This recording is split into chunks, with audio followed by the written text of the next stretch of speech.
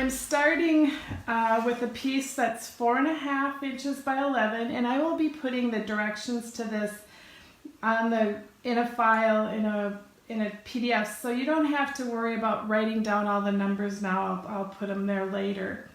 So it looks like I'm still right side. Okay, good.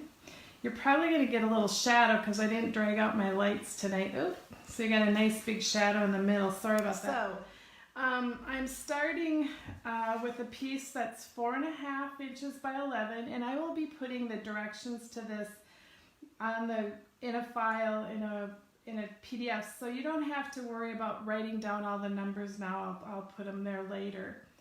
So it looks like I'm still right side. Okay, good. You're probably going to get a little shadow because I didn't drag out my lights tonight. Oops. So you got a nice big shadow in the middle. Sorry about that.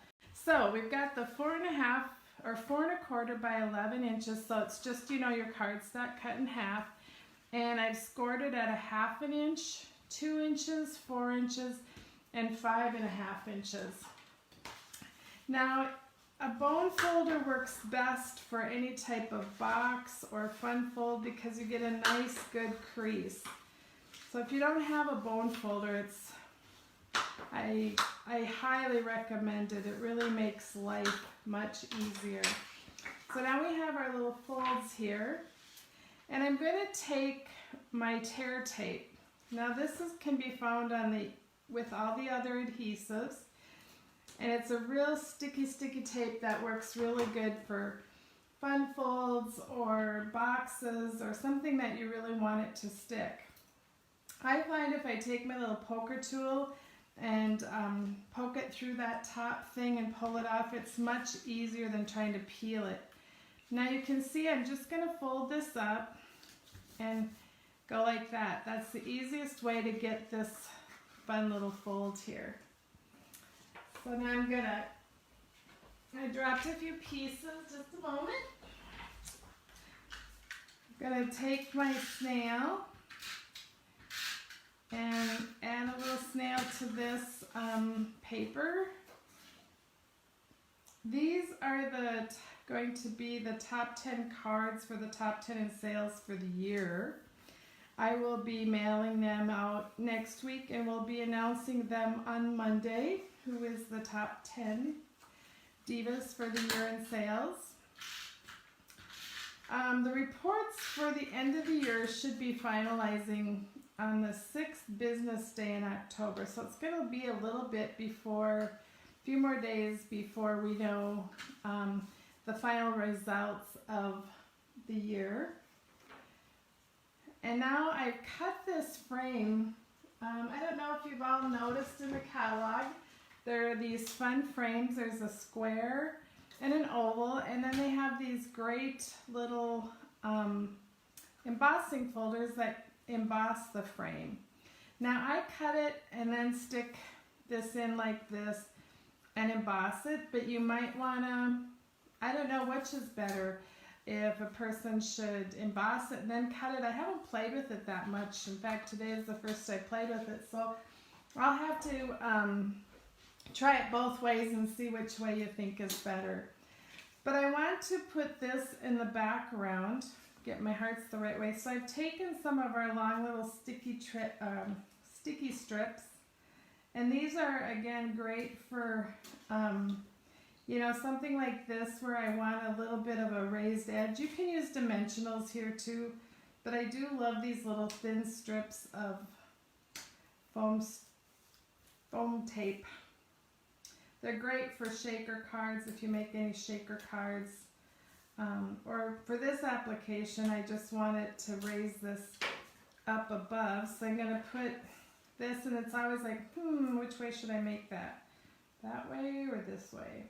And we're just going to put this piece of paper on the back so it gives it a little dimension there. Now for this part here, we need another little piece. So this is 3 inches by 5.5 inches, and I've scored it at 1/2 inch and 2 inches. And I pre-put the sticky strip. I didn't think you needed to watch me put sticky strip on everything. And I'm going to put a little at the top of this here. I'm always wondering if my head is in the way. And I'm going to pull this off here. See how slick that works? Just to, otherwise you will wrestle with that forever. And I'm going to line this up on the bottom like this and here. And now I want to, put this here like this. And the easiest way to get it right, I found, was to kind of, I'm going to take the sticky strip off first. But I kind of just folded it down over that. Because otherwise I didn't really know how to do it, but it seemed to work. So you can rewind that a few times if you didn't get it, but I just kind of folded this and then, pushed it down. So there we have our little fun fold.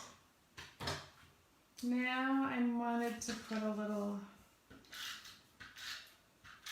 I can't remember the name of the designer paper, but it's the one, kind of like the stamping designer paper, and I forgot to write down the name. There was a time when I knew everything in the catalog. Back in the day, Sue, Zippy will remember when we knew everything in the catalog because they stayed there a while. Nowadays it comes and goes pretty fast, so we can't be sure of, what we have. Now you could use, the sticky tape here too, but I'm just going to run a little snail because it really isn't going to need any pressure on it. And I'm going to just line this up, put my little frame in there. Now I don't keep a lot of retired items, but I did keep the numbers and the alphabets from the past because someday I keep thinking I'm going to get my scrapbooking done. But also these numbers come in really handy. So I did, even though they've been retired a few years, I haven't gotten rid of them. And I usually never make projects with them, but when I'm doing the top 10 for the year, I need to use a number. And this is the perfect size, so that's what I used. And now I'm going to put number 2. So who's ever number 2 will get this card in the mail. You can see it's just a real easy flip card. And what's nice is they stand up so they can put it on a mantle or a shelf, and when customers come, they can say, oh, that's the card I got for being number 1 and number 2 in the Diva and Do Stampers team.